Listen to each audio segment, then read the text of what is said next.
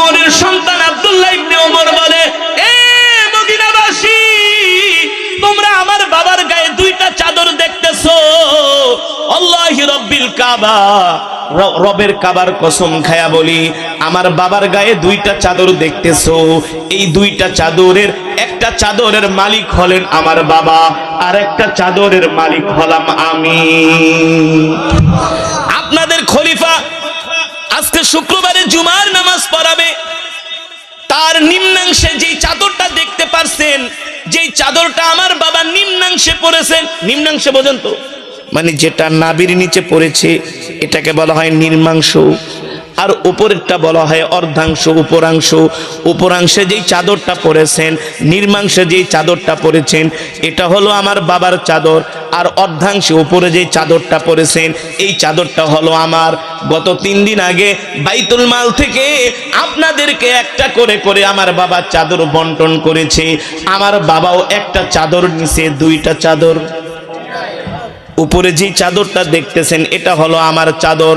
আমিও মদিনার একজন সাধারণ নাগরিক হওয়ার কারণে আমার বাবাও বাইতুল মাল থেকে আমাকেও একটা চাদর দিয়েছে। এ শোনেন, আমার বাবার আগে যে চাদর ছিল ওই চাদরটা ময়লা হয়ে গেছে, ছিঁড়ে গেছে। সকালবেলা আমার মাকে দিয়েছে ধোয়ার জন্য, কিন্তু শীতের দিন সূর্য ওঠে নাই, এই কারণে আমার বাবার চাদরটা শুকায় নাই। আমার বাবা এখন কিভাবে একটা চাদর পরে মসজিদে নববীতে আপনাদের সামনে খুতবা দিবে? কারণ নামাজ পড়তে হলে তো আগে শরীর ঢাকতে হবে, সতর। এক চাদর দিয়ে তো আর সতর ঢাকা যায় না। আল্লাহু আকবার। আমার বাবার গায়ে অতিরিক্ত যে একটা চাদর দেখতেছেন, এই চাদরটা আমার বাবার না। আর আমার বাবার পুরান চাদরটা না শুকানোর কারণে বাবা আমাকে বলতেছে, সন্তান তোমার চাদরটা আমাকে দাও, আমি জুমার নামাজ পড়াবো, কিভাবে আমি খালি গায়ে যাব? আল্লাহু আকবার। যখন এই কথা হযরত ওমরের ছেলে বলতেছেন, আর ওই মসজিদের মধ্যে মদিনার জনগণদের মাঝে কান্নার রোল পড়ে গেছে। মসজিদের মধ্যে কান্নার রোল পড়ে গেছে। সব মদিনাবাসী কান্না করতেছে আর বলে, হায় রে, আমাদের শাসক হযরত ওমর কত ভালো, হায় রে, আমরা কত ভালো একটা শাসক পাইছি। আল্লাহু আকবার। যিনি কিনা গায়ের মধ্যে একটা চাদরও দিতে পারে না, সেই চাদরটাও হযরত ওমরের নাই। হযরত ওমর মসজিদে নববীতে তিনি জুমার নামাজ পড়াবেন শুক্রবার। কি বার? হযরত ওমর মুসলমানদের খলিফা। ও মুসলমান যুবক, আজকে আমরা আল্লাহ তাআলাকে ভয় করি না, আজকে আমরা আল্লাহর ভয় আমাদের দিলের মধ্যে নাই, এই কারণে আমরা নামাজ পড়ি না। আল্লাহ তাআলার ভয় আমাদের মধ্যে নাই, এই কারণে আমরা নামাজের সময় মসজিদে নামাজে না যায়, দোকানে যায় বাংলা সিনেমা দেখে। ঠিক কিনা বলেন? রাত 3টা বাজে জেগে জেগে ফুটবল খেলা দেখে, দেখে না? মেসি নেইমারের খেলা দেখে। কিন্তু কোনদিন আপনারা কি দেখছেন আপনাদের এই এলাকার যুবকরা কোনদিন মসজিদে যায় রাত 3টা বাজে তাহাজ্জুদের নামাজ পড়ছে? দেখেন নাই? কিন্তু ফুটবল খেলা দেখতে দেখছেননি? আর্জেন্টিনা ব্রাজিলের খেলা দেখার জন্য রাত 3টা বাজে জায়গা জায়গা খেলা দেখে। ঠিক কিনা বলেন? দুঃখ। কারণ কি? কারণ কি? যুবকদের মাঝে আল্লাহর ভয় নাই। যদি আল্লাহ তাআলার ভয় থাকতো, রাত 3টা বাজে জেগে জেগে ফুটবল খেলা না দেখা তাহাজ্জুদের নামাজ পড়তো। মুসলমানদের খলিফা কেমন ছিলেন? শুক্রবারে জুমার দিন জুমার নামাজ পড়াবে, শুক্রবারে জুমার দিন জুমার নামাজ পড়াবে হযরত ওমর। জুমার নামাজের বয়ান করার জন্য তিনি মেম্বারে উঠছেন, খুতবা দিবেন। হযরত ওমর মুসলমানদের সামনে কোরআন থেকে বয়ান করতেছে। যখন বয়ান অর্ধেক হয়ে গেল, হঠাৎ করে একটা সাধারণ মদিনার একজন নাগরিক তিনি দাঁড়ায় বলে, ওমর, আপনি আপনার বক্তব্য বন্ধ করেন, আপনার বক্তব্য আমরা শুনবো না। হযরত ওমর বলে, ভাই কেন আপনারা আমার বক্তব্য শুনবেন না? কারণ কি?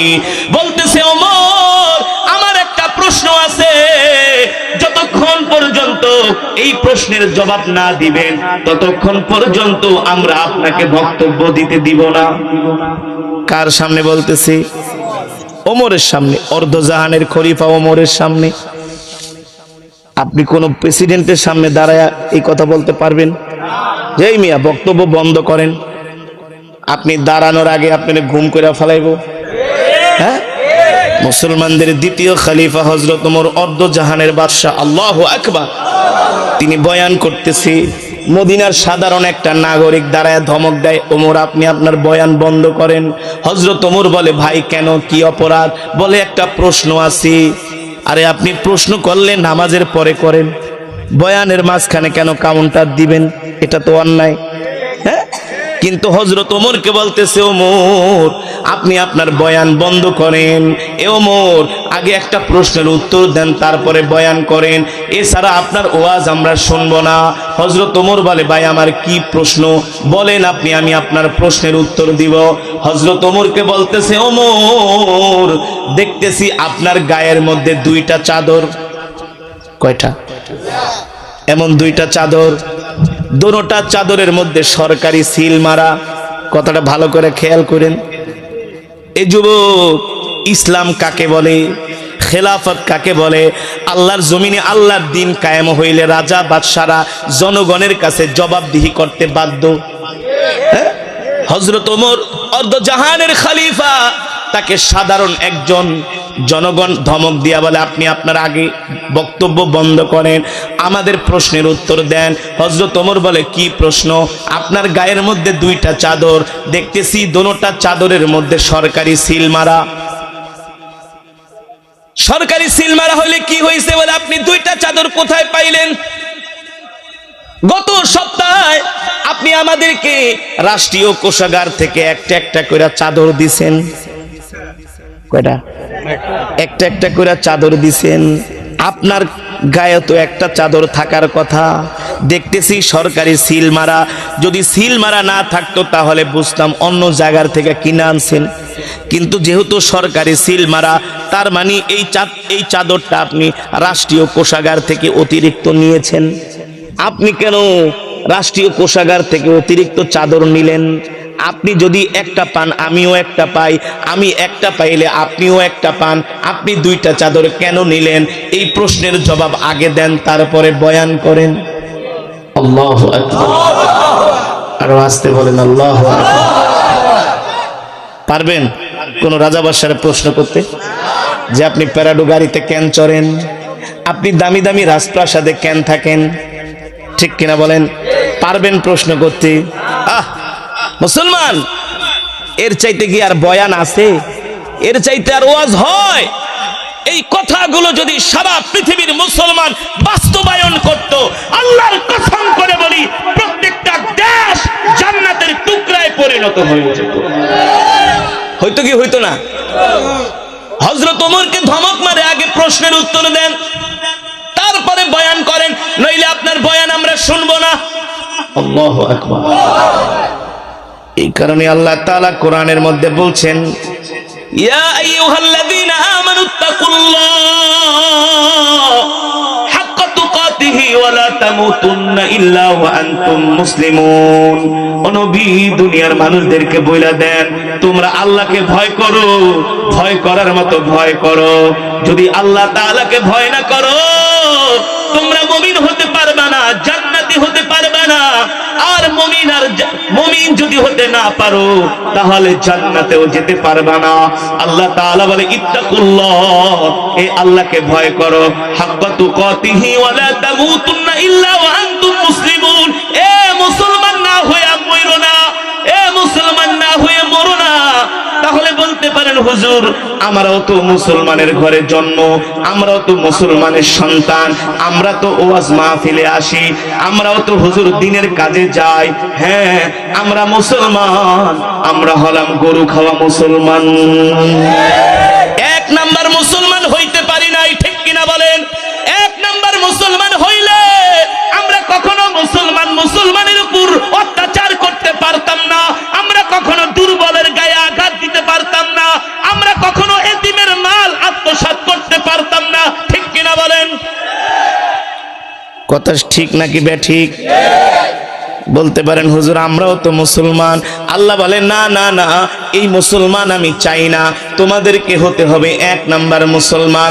কিন্তু আমরা হলাম গরু খাওয়া মুসলমান, আমরা হলাম 6 নাম্বার মুসলমান, আমরা হলাম মুনাফিক মার্কা মুসলমান। বাংলাদেশে যদি 18 কোটি মুসলমান থাকে, এর মধ্যে মনে করেন 16 কোটি হলো মুনাফিক মার্কা মুসলমান। রাগ করছেন কেন? বললাম বলবো মুনাফিক মার্কা মুসলমান আমরা কেন বললাম বলবো। এই কথাটার উত্তর দিয়া হযরত ওমরের ওই ঘটনাটা আপনাদেরকে আমি শোনাচ্ছি। কেন বললাম? চাঁদপুরের মতলবে গেছে এক জায়গায় বয়ান করতে, খিচুড়ি রান্না করছে 50 ডেক। কয় ডেক? গরু জবাই করছে 5টা, খিচুড়ি 50 ডেক। মানুষ হবে 20 থেকে 30 হাজার। আমি ইমাম সাহেবকে প্রশ্ন করলাম, ইমাম সাহেব ভালোই তো ওয়াজ মাহফিলের আয়োজন করছেন। কয় হুজুর 45 বছর ধরে করতেছি। কয় বছর? তো খিচুড়ি, কয় খিচুড়ি প্রতি বছরই 50 ডেক চলে। আমি বলি মানুষ প্রতি বছর এমন 10-20 হাজার 30 হাজার মানুষ আসে, তো ভালোই তো মাশাআল্লাহ, খুব ধার্মিক। হ হুজুর খুব ধার্মিক, আমাদের এলাকার মানুষ সারা রাত ওয়াজ শুনতে রাজি মাশাআল্লাহ। এখন ইমাম সাহেব আমার আয়েশা কয় হুজুর আজকে এমন কেরাত পড়বেন একেবারে মাইকে তার মার সিরা ফেলাইবেন, এমন কেরাতে টান দিবেন যাতে মানুষ ঘরের থেকে দৌড়ায় আয়া পড়ে। হুজুর এমন ওয়াজ করবেন যাতে মানুষ একেবারে ফালায় লাফায়, সবার যাতে হুজুর একেবারে এসকু উঠা যায়, এমন বয়ান করবেন। আমাকে বলতেছে, আমি বললাম মাশাআল্লাহ খুব ভালো কথা, ভালো করে ওয়াজ করব, তেলাওয়াত করব। কয়টা পর্যন্ত ওয়াজ? হুজুর যদি সারা রাত করেন সারা রাতে ওয়াজ শুনতে রাজি আছি। আমি বললাম ইমাম সাহেব আপনি তো মসজিদের ইমাম। কে হ্যাঁ। তো আপনার মসজিদে তো সুন্দর। কে হুজুর এলাকার মানুষ মসজিদে এসি লাগাইছে, দামি দামি টাইলস লাগাইছে, বোঝেন না, খুব ধার্মিক খুব ধার্মিক। আমি বলি মাশাআল্লাহ। তো জুমার নামাজে আপনার মসজিদে কেমন মুসল্লি? কয় হুজুর একটা কথা কইলেন, জুমার নামাজে ওযুখানায়ও জায়গা দেওয়া যায় না। কোন জায়গায়? মাঠেও জায়গা দেওয়া যায় না, এত মুসল্লি হয় জুমার নামাজে। মাশাআল্লাহ খুব ভালো কথা। তো খুব ধার্মিক আপনার সমাজের মুসল্লিরা। হুজুর খুব ধার্মিক, দেখেন না ওয়াজ শোনার লিগা সব আয়া পড়ছে। তো জুমার নামাজে ওযুখানায়ও জায়গা দেওয়া যায় না, মাঠেও জায়গা দেওয়া যায় না, তো ফজরের নামাজের কি অবস্থা? কোন নামাজ? কোন নামাজ? এই এলাকার মুসল্লি কি এখানে আছেন 2-4 জন? মেম্বার সাহেব তো আপনি তো এই মসজিদে ফজর নামাজ পড়েন, জুমার নামাজে কেমন হয় মুসল্লি আপনার মসজিদে? কথা কয় না, বইরা যায় না, বারান্দাও জায়গা দেওয়া যায় না, মাঝে মাঝে বাইরেও দাঁড়ায়। হ্যাঁ ঈদের নামাজে? ঈদের নামাজে তো কথাই নাই। হ্যাঁ বাইরেও পুরো একেবারে কাপড় গোপড় টানায় নাকি, হ্যাঁ সাদা পাঞ্জামা লাগায় ঈদের নামাজ। তো মেম্বার সাহেব ফজরের নামাজে কয় কাতার হয়? কয় কাতার? 1.5 কাতার? কয় কাতার? 2 কাতার। আচ্ছা 2 কাতারই ধরলাম। মসজিদে কাতার কয়টা? 10টা 15টা, এর কম তো না। তো ফজরের নামাজে হয় 2 কাতার, জুমার নামাজে ভইরা যায়। কারণটা কি? কারণটা কি? কি? এই যে মেম্বার কইছে কি করে ঘুমায় থাকে। এই কারণে কি ফজরের নামাজ? এই বসে পিচ্ছি ওটা করবে না ভয়। ফজরের নামাজে কি করে? যুবকরা তো মনে করেন রাত 3টা পর্যন্ত ফেসবুক চালায়। যারা চালে হেরাই কয় ঠিক, মাশাআল্লাহ, তাও ধন্যবাদ যে সত্যি কথা কইতাছো। রাত 3টা পর্যন্ত ফেসবুক চালায়া যখন ফজরের আজান দিব শয়তানে একে ঘুমা ঘুমা, আর কম্বলটা মোড়া দিয়ে এমন ঘুম দেয়, ওঠে সকাল 10টায়। কয়টায়? নাস্তা খায় দুপুর 2টায়। ঠিক কিনা বলেন? তাই জুমার নামাজে মসজিদে ভয়রা যায়, কাতার ফাঁকা থাকে না, ওযুখানায়ও দাঁড়ায়। তাই জুমার নামাজ যদি ফরজ হয়, ফজরের নামাজ কি? জোরে বলেন, ফরজ না? আল্লাহ নবীর হাদিস, আমি বানায়া বলছি না। যে তোমরা মুনাফিক চিনবা কিভাবে? যারা ফজরের নামাজ পড়ে না, ওদের মধ্যে মুনাফিকের স্বভাব আছে। যারা আসরের নামাজ পড়ে না ওদের মধ্যে মুনাফিকের স্বভাব আছে, ঠিক কিনা বলেন? শুধু বাংলাদেশে না, সারা পৃথিবীর মুসলমানের একই অবস্থা। হযরত আলী রাদিয়াল্লাহু তাআলা আনহুকে আয়েশা ইহুদি বলতেছে, ইহুদি বলতেছে, আলী তোমার চাইতে আগে যারা শাসক ছিল তারা অনেক ভালো ছিল। কয় কিভাবে? কয় এইভাবে। কয় শোন ইহুদি, তুমি বলতেছো আমার চাইতে আগে যারা শাসক ছিল তারা ভালো ছিল, শোন ওই খলিফাদের জামানায় যে জনগণ ছিল তারাও এখনকার তুলনায় আগে অনেক ভালো ছিল, ধার্মিক ছিল।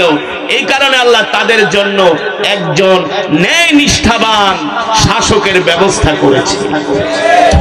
কেমন ছিলেন হযরত ওমর? মনে আছে তো? মদিনার ওই একজন সাধারণ নাগরিক বলে, ওমর আপনার গায়ের মধ্যে দুইটা চাদর সরকারি সিল মারা। আগে উত্তর দেন, আপনার গায়ে চাদর থাকার কথা ছিল একটা, চাদর কেন দুইটা? আগে উত্তর দেন, নাইলে আপনার বয়ান বন্ধ করে। এই পাবলিকের কথায় মনে হয় হযরত ওমর চাদর একটা মনে হয় বেশি নিছে বাইতুল মাল থেকে, না আত্মসাৎ করছে, এমনই তো বোঝা যায়। হযরত ওমর বলে, ভাই আমি এই প্রশ্নের উত্তর দিব না, আমার ছেলে এই প্রশ্নের উত্তর দিবে। হযরত ওমর তার ছেলে ডাক দিলেন, আইনা আব্দুল্লাহ ইবনে ওমর, আমার ছেলে আব্দুল্লাহ ইবনে ওমর কোথায়? তাল এই ছেলে দিকে আসো। ডাকার পরে হযরত ওমরের ছেলে নামাজের কাতার থেকে আস্তে আস্তে উঠা তিনি হযরত ওমরের কাছে আসছেন। এবার হযরত ওমর বলে, এ বাবা তুমি বইলা দাও মদিনার জনগণকে, আমার গায়ে দুইটা চাদর সরকারি সিল মারা, এই দুইটা চাদরের মধ্যে একটা চাদর আমি কোথায় পাইলাম? বাবা বয়ান আমরা শুনবো না। এবার ওই লোকের দিকে তাকায় দেখা গেল তার চোখ দিয়া পানি পড়তেছে। আল্লাহু আকবার। এবার দাঁড়ায় বলে, ওমর আমাকে একটু অনুমতি দেন, আমি একটু আপনার কাছে আসব। বুঝতে পারছেন?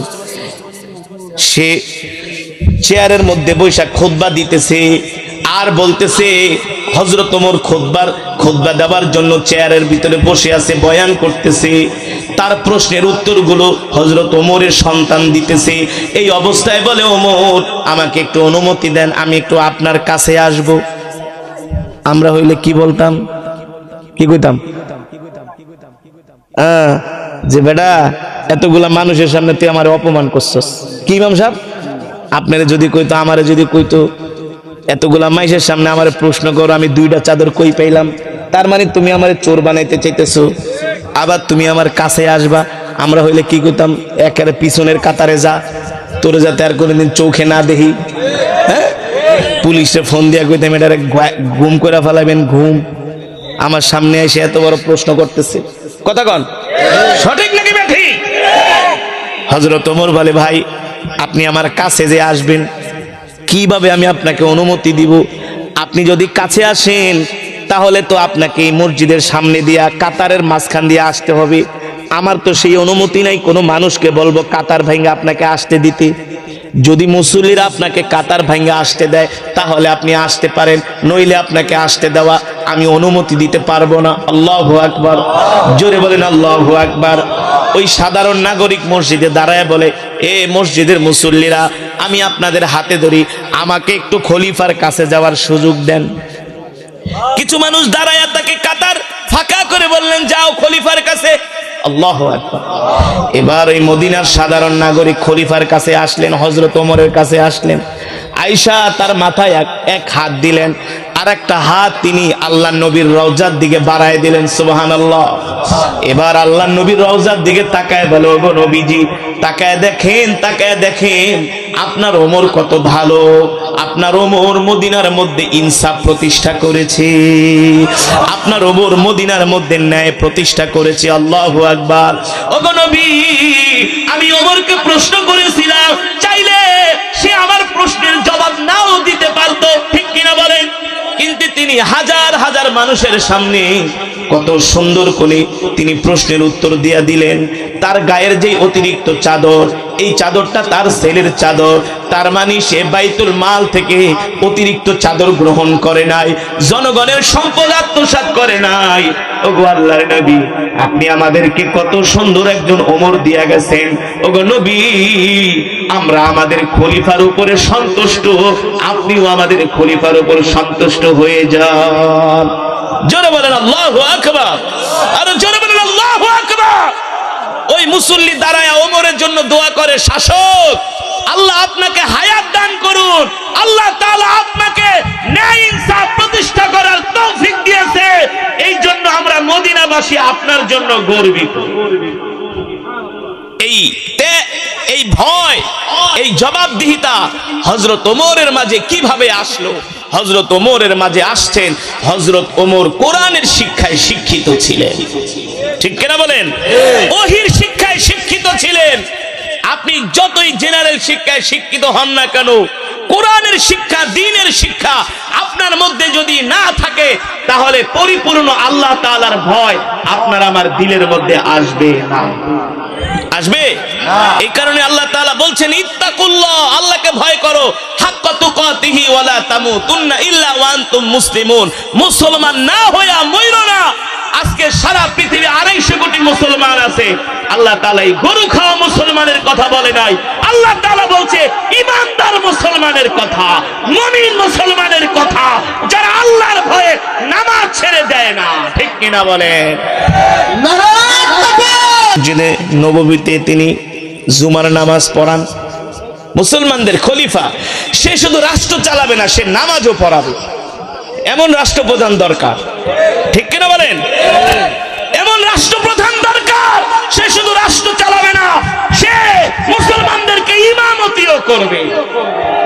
আর আমার দেশের নেতাগো যদি কই সূরা ফাতিহা পড়েন, দাঁত 32টা সব ভাঙ্গা জায়গা। কালকে আমি চুয়াডাঙ্গা এক মাহফিলে গেছি, আল্লাহ সাক্ষী, মিছা কথা যদি বলি, গতকালকে লাইভেও আছে, এক চেয়ারম্যান সাহেব সালাম দেয়, আসসালামু আলাইকুম ওয়া রাহমাতুল্লাহি, কি ও রহমাতুল্লাহ কইতে যায়, ও রাহমাতুল্লাহি, অবারাকাতু কে অরাবাকাতু, অবারাকাতু রে কে অরাবাকাতু। আচ্ছা বলেন, অবারাকাতু সহজ না অরাবাকাতু সহজ? অবারাকাতু সহজ, কিন্তু সে কে অরাবাকাতু, মানে সে সহজটারে কঠিন করতেছে, জানে না। কিন্তু হযরত ওমর মুসলমানদের খলিফা, মদিনার মানুষগুলো কোরআনের শিক্ষায় শিক্ষিত ছিল, ধর্মের শিক্ষায় শিক্ষিত ছিল। এই কারণে তারা বুঝতো মানুষের সম্পদ আত্মসাৎ করলে, মানুষকে কষ্ট দিলে, ইয়ালামু মা বাইনা আইদিহিম ওয়া মা খালফাহুম ওয়া ইলাল্লাহি তুরজাউল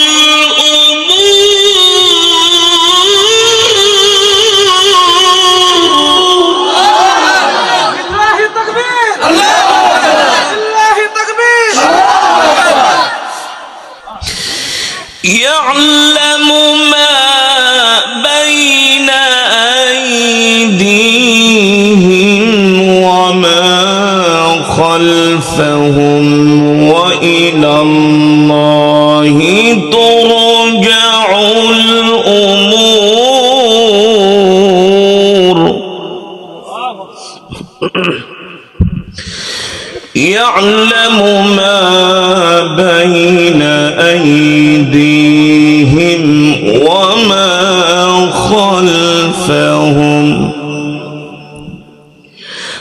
وإلى الله ترجع الأمور.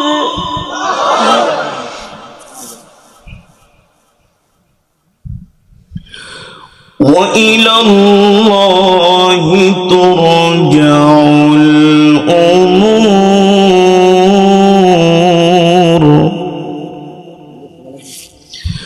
وإلى الله ترجع الأمور.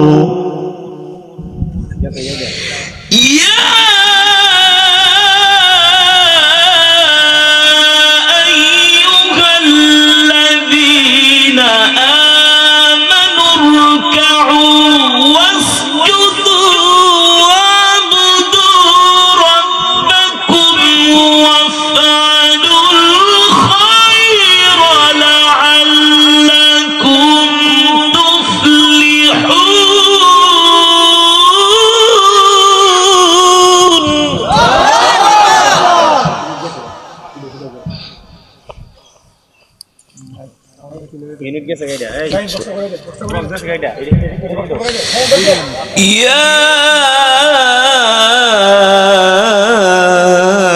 أيها الذين آمنوا اركعوا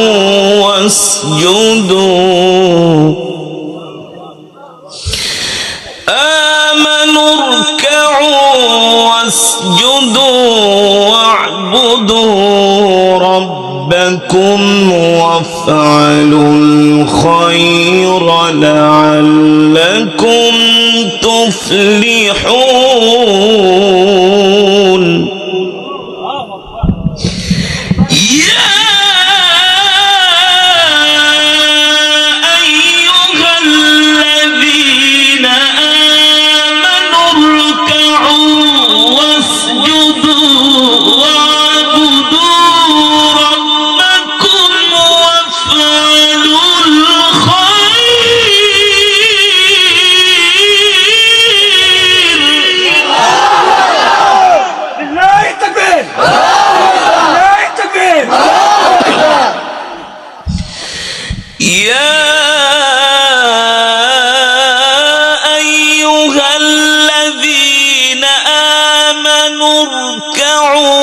واسجدوا واعبدوا ربكم وافعلوا الخير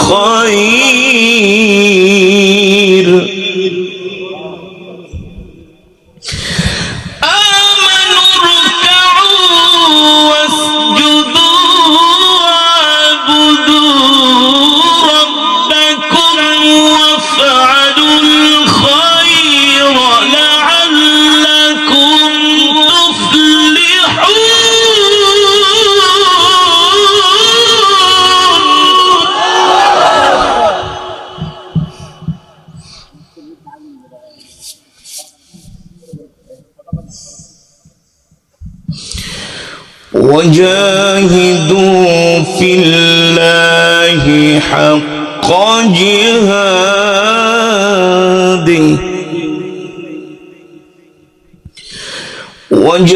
وجاهدوا في الله حق جهاده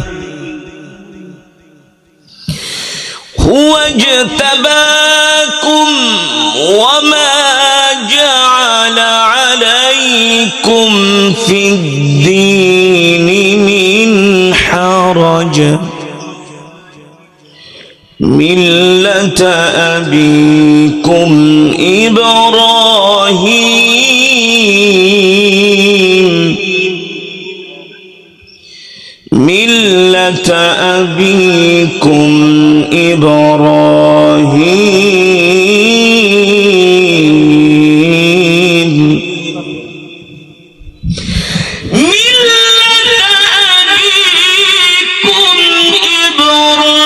إبراهيم هو سماكم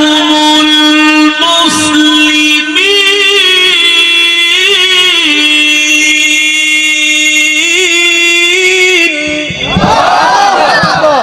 بالله التكبير بالله التكبير بالله التكبير ملة أبيكم إبراهيم هو سماكم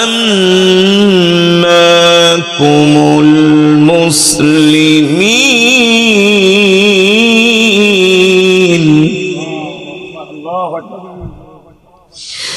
من قبل وفي هذا ليكون الرسول شهيدا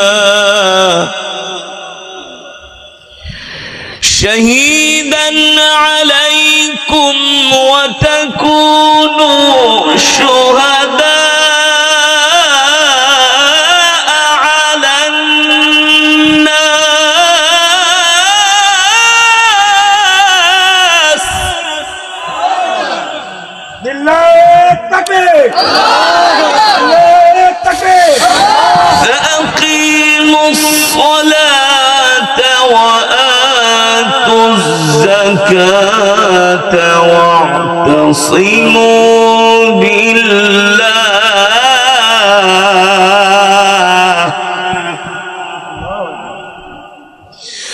هو مولاكم فنعم المولى ونعم النصير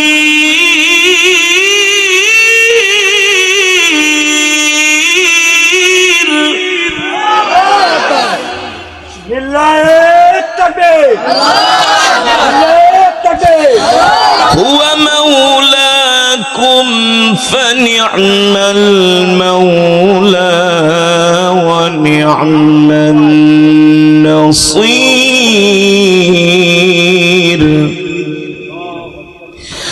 هو مولاكم فنعم المولى ونعم النصير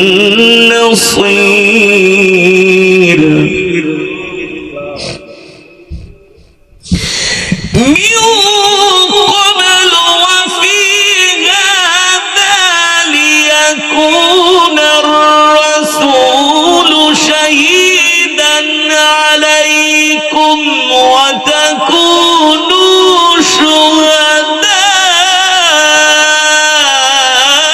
على الناس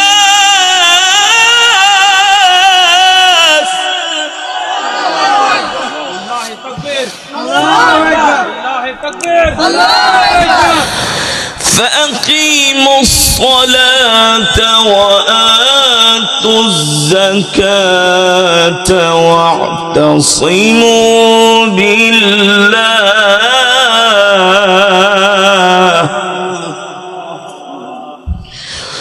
هو مولاكم فنعم المولى ونعم النصير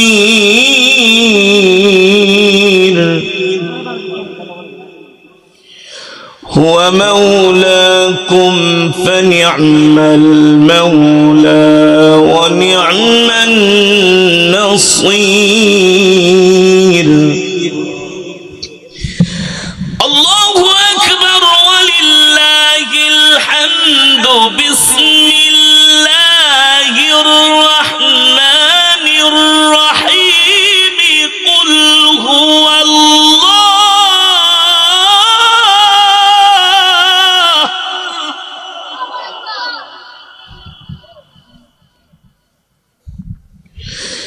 بسم الله الرحمن الرحيم قل هو الله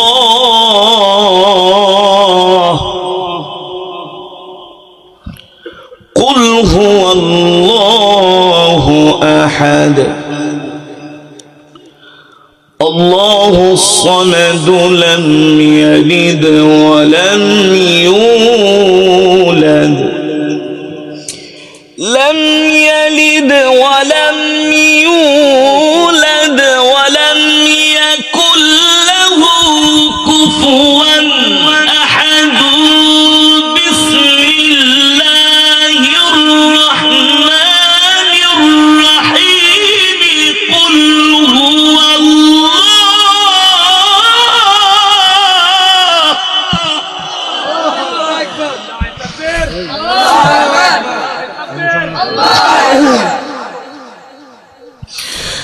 بسم الله الرحمن الرحيم قل هو الله أحد الله الصمد لم يلد ولم يولد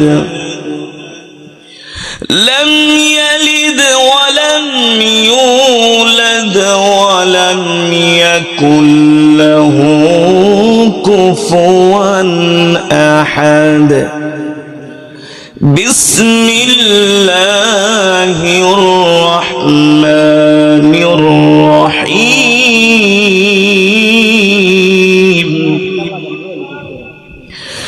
بسم الله الرحمن الرحيم قل هو الله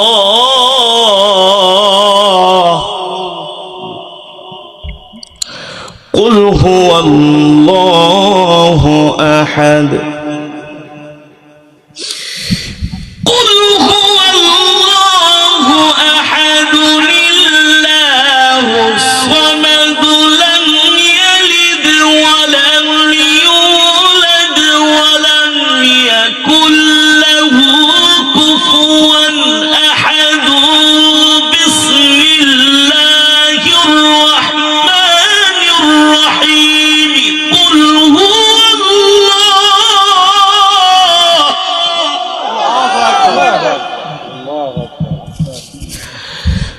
বিসমিল্লাহির রহমানির রহিম কুল হুয়াল্লাহু আহাদ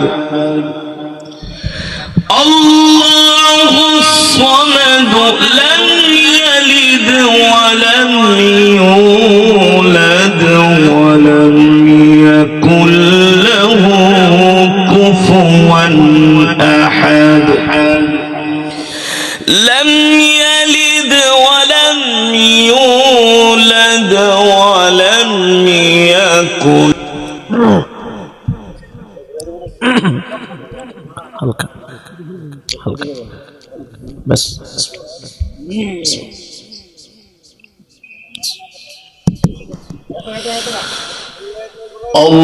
الله يصطفي من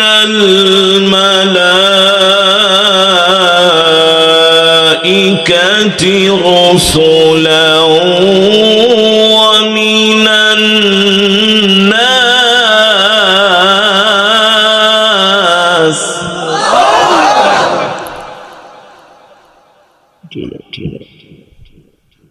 जी जी बोलो अच्छा इसके दौरा जाएगा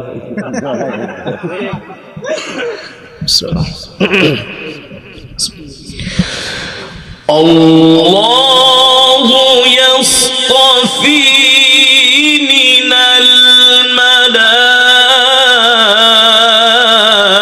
الملائكة رسلا ومن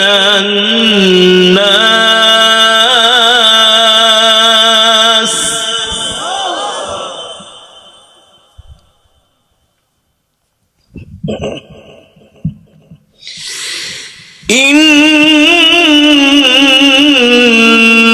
إن الله سميع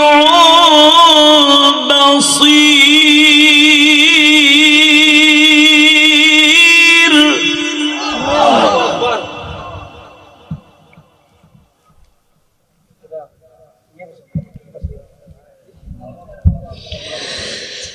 يعلم ما بين أيديهم وما خلفهم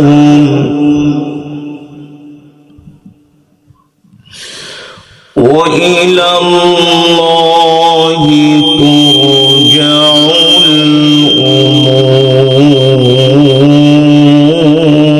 الأمور بسم الله الرحمن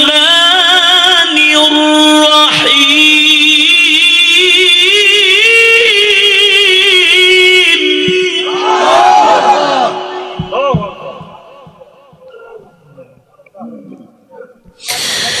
الله يصطفي من الملائكة رسلا ومن الناس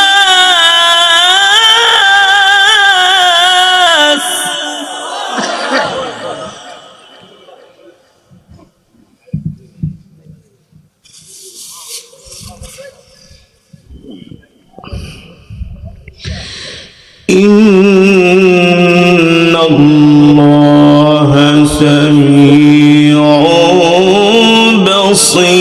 بصير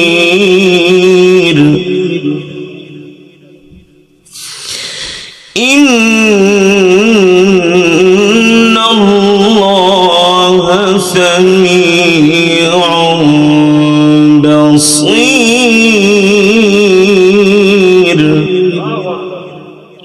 মনিটর বাড়াও না কিচ্ছু পারে না